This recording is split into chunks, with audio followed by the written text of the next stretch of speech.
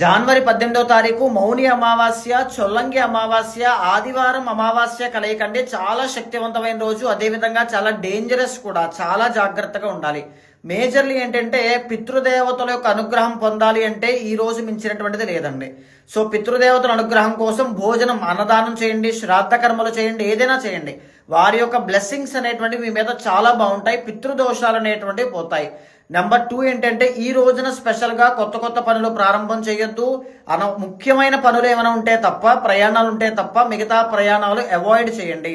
Hair cut కానీ, గోర్లు కత్తిరించడం కానీ అస్సలు చేయొద్దు. బాగా గుర్తుపెట్టుకోండి.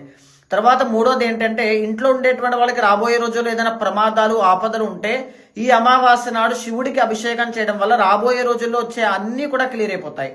తర్వాత ముఖ్యమైనది ఏంటంటే ఇంట్లో దృష్టి ప్రాబ్లం, చాలా మంది ఇబ్బంది పడుతూ ఉంటారండి. ఈ నరదృష్టి ఉన్నప్పుడు ఖచ్చితంగా చేయాల్సింది ఏంటంటే ఇంట్లో సాల్ట్ వాటర్తో ఇల్లంతా శుభ్రం చేసి సాంబ్రాణి వేయండి.